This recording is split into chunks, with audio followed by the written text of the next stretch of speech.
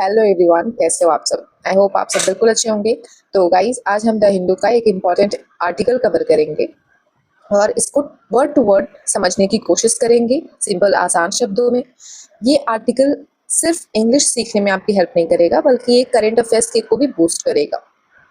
तो जो लोग एग्जाम की तैयारी कर रहे हैं उनके लिए भी ये काफ़ी बेनिफिशियल होगा ये वीडियो। तो बने रहना पूरी वीडियो में। और अगर आप मेरे चैनल पर नए आए हो then please subscribe my channel. Video पसंद आए तो लाइक करके जरूर जाना। तो चलिए बिना देरी किए शुरू करते हैं।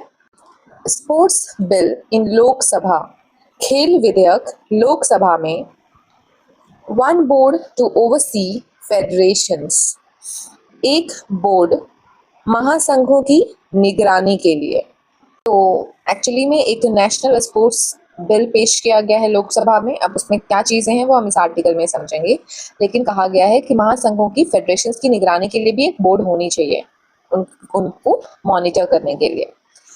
यहाँ पर एक टर्म समझते हैं, टू ओवरसी। ओवरसी का मीनिंग मैंने यहाँ पे लिख दिया है निगरानी। लेकिन अगर किसी भी ऐसे शब्द के साथ, किसी भी वर्ब के साथ टू का यूज होता है, पहले टू आएगा फिर वो वर्ब आएगा, तो उसका मतलब होता है वो काम करना।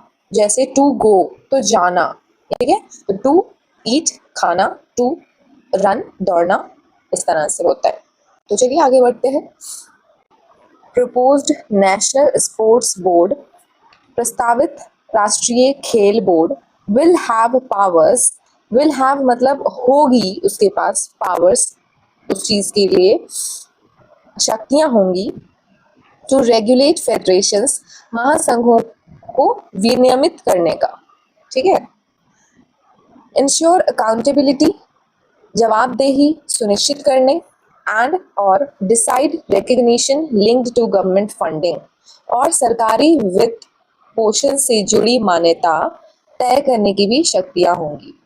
It brings recognised sports bodies under RTI act, और यह मान्यता प्राप्त खेल निकायों को, जैसे बीसीसीआई जैसे बॉडीज को, जो रिकग्नाइज्ड बॉडीज हैं इंडिया में इन टर्म्स ऑफ स्पोर्ट्स, तो उन बॉडीज को आरटीआई के तहत लेकर आएगा। That's very important to know. इससे पहले एक टेंस समझ लो, टेंस का स्ट्रक्चर। विल हैव लिखा है, इसका मतलब कि फ्यूचर परफेक्ट टेंस को दर्शाता है। The national sports governance bill, राष्ट्रीय खेल प्रशासन विधेयक, इंट्रोड्यूस्ड प्रस्तावित किया गया इन द लोकसभा में by sports minister Mansukh Mandaviya. By मतलब के द्वारा, किनके द्वारा, तो हमारे खेल मंत्री मनसुख मांडविया के द्वारा। ऑन वेंसडे बुधवार को। प्रपोजेज जिसमें प्रस्ताव है, to institute a board with sweeping powers to lay down rules and oversee the functioning of federations. खेल मंत्री मनसुख मांडविया द्वारा बुधवार को लोकसभा में पेश किए गए खेल प्रशासन विधेयक में एक बोर्ड की स्थापना का प्रस्ताव है। मनसुख मांडविया ने जो नेशनल स्पोर्ट्स बिल जो इंट्रोड्यूस किया, वो लेकर आए। उसमें उन्होंने जो खेल के फेडरेशन होते हैं, स्पोर्ट्स फेडरेशन होते हैं, उनको मॉनिटर करने के लिए, उन पर निगरानी रखने के लिए और चीज़ों को सही से रेगुलेट करने के लिए एक बोर्ड की स्थापना करने की बात कही।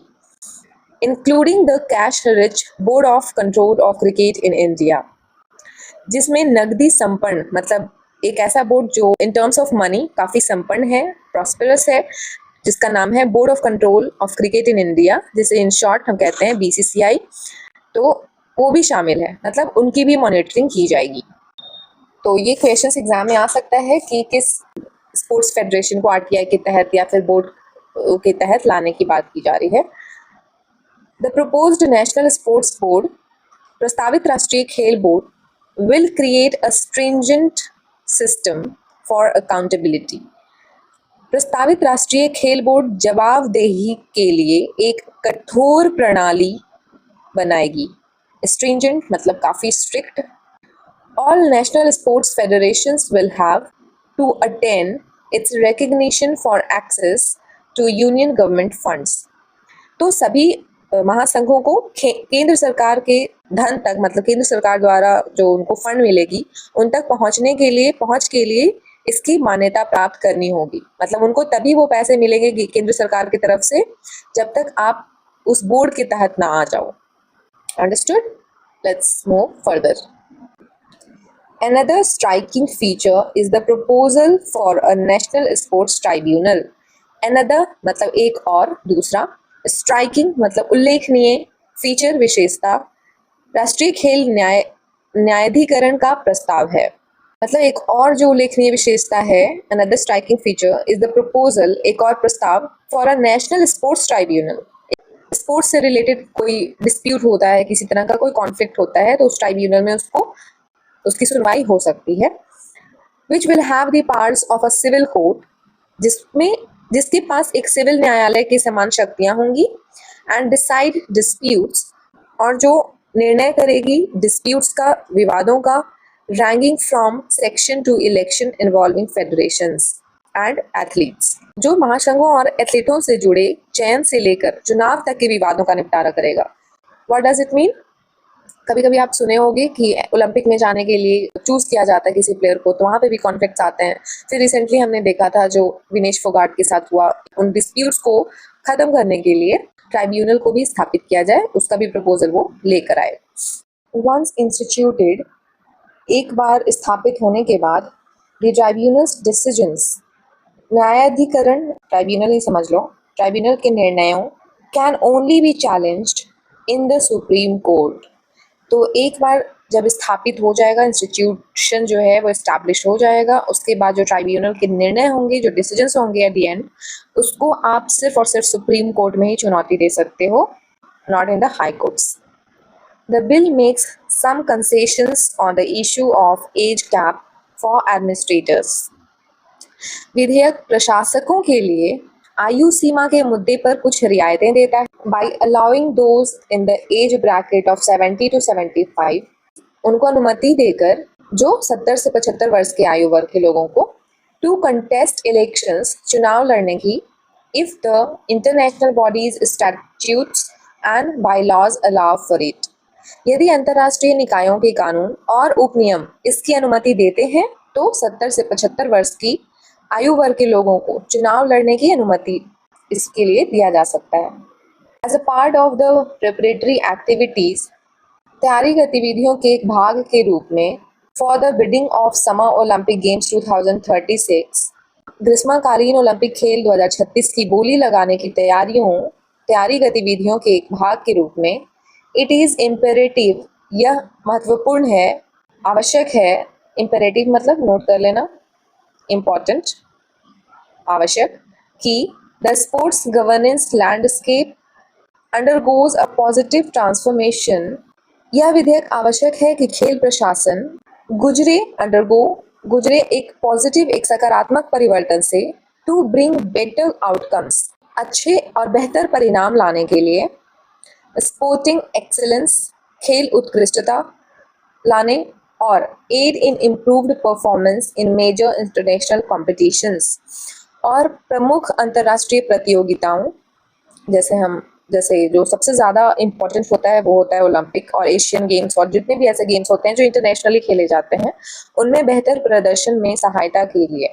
All recognised national sports bodies, सभी मान्यता प्राप्त राष्ट्रीय खेल निकाय, would also come within the ambit of, वह भी इस दायरे में आएंगे, ambit of the right to information act, तो किसके दायरे में आएंगे? सूचना का अधिकार अधिनियम, मतलब आरटीआई के तहत इन सारे बॉडीज को लाने की बात की जा रही है। Something that the BCCI has vehemently opposed, यह एक ऐसा चीज है जिसका बीसीसीआई ने कड़ा विरोध किया है, since it is not dependent on government funding, क्योंकि यह सरकारी धन पर निर्भर नहीं है, क्योंकि बीसीसीआई जो है वो ओनली गवर्नमेंट फंडिंग पर डिपेंड नहीं करती, उनका अपना भी, वो खुद से संचालित होते हैं, इसीलिए उन्होंने इस रूल का विरोध किया है वेहेमेंटली, बहुत कड़े तरीके से। Now we have to study the bill, अब हमें इस विधेयक का अध्ययन करना होगा, इसके बारे में थोड़ा पढ़ाई करनी पड़ेगी, जानकारी लेनी पड़ेगी, and we will have to see, और हमें यह देखना होगा, if we need to place it before the committee, apex council, कि क्या इसे समिति, सर्वोच्च परिषद के समक्ष रखना आवश्यक है।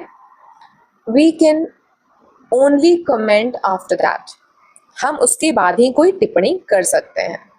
BCCI vice president and Rajya Sabha member Rajeev Shukla, BCCI के उपाध्यक्ष और राज्यसभा सदस्य राजीव शुक्ला ने कहा आउटसाइड पार्लियामेंट, संसद के बाहर कहा, we will also have discussions with the government, सरकार के साथ भी विचार विमर्श करेंगे।